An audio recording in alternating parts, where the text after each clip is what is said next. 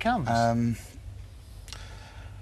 Yeah, that was one of the major problems, I suppose, in my mind. But you know, we had to overcome them sort of hurdles. Yes.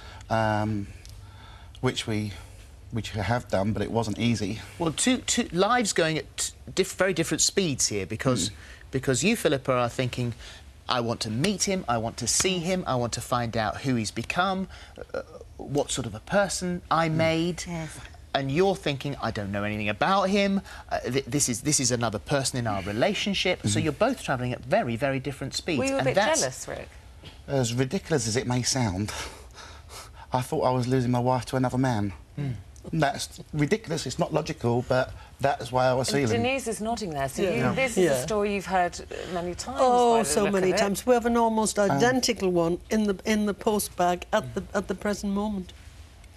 You know, and it took me a long, long while to put my feelings into check. And it's a...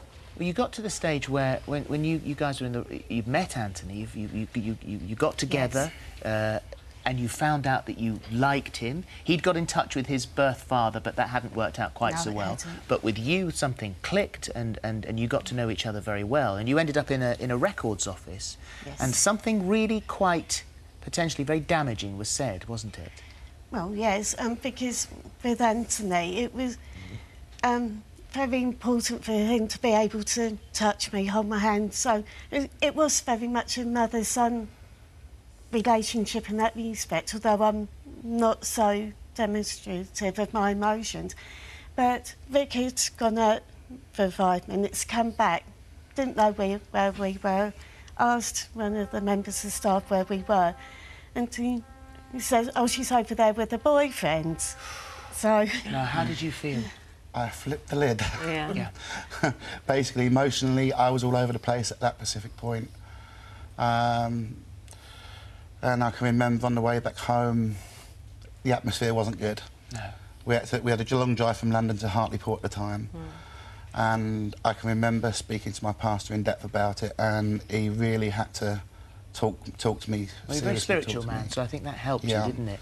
Yeah. What was it that got you from that moment where you were both? I think that was probably the breaking point. Yes. What got you from there to where you are now? Basically, my faith.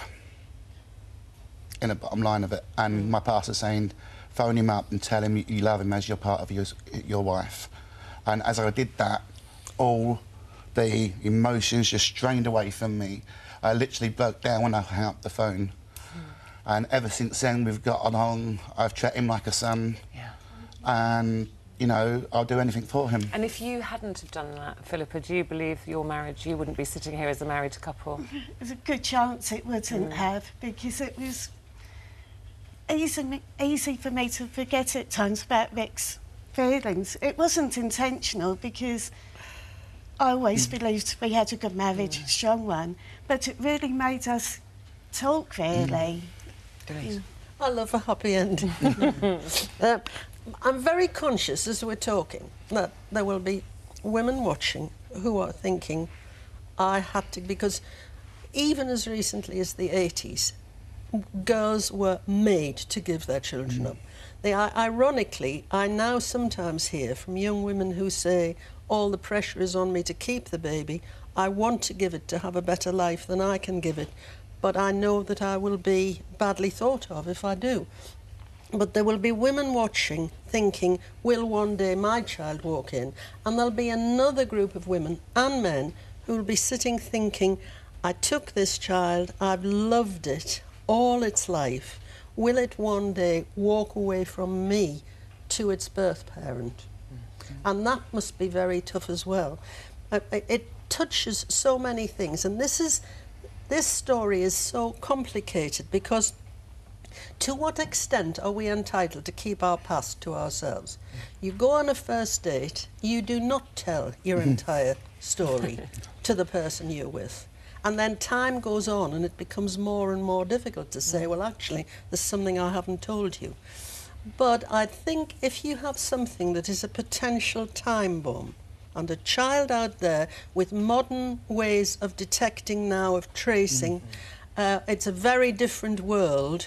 You can get on a computer and you, as that's Philippa something did. that's well worth remembering, is that the chances Yes. are eventually Yeah. the facilities that we have now will Yes. put you back in touch. Yes. What Rick did, though, was he spoke to Anthony on the phone. He has been amazing, because many men, again, in this modern age, are bringing up somebody else's children. They've gone into a relationship where there are other children, but they chose to do it. They could look at it and think, yes, I could be a father to those kids. I want to go ahead.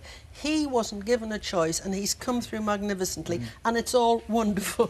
Well, you are an Thank you. amazing man, Rick, and we're so pleased you did that. Thank and you for you're- telling us the story. There's a happy ending. And I know Denise's book about adoption is being republished because it is such, and you have so many letters about it, don't we? So It's so multifaceted Yeah. that I wrote a novel years ago, and so many women like Philippa have written and said, that's my story, it's coming well, out we'll again. put details of that on our website, and also details of all the helplines if any of this has struck a chord with you. Go to our website, itv.com/thismorning. We'll be back with hot cross buns after the break.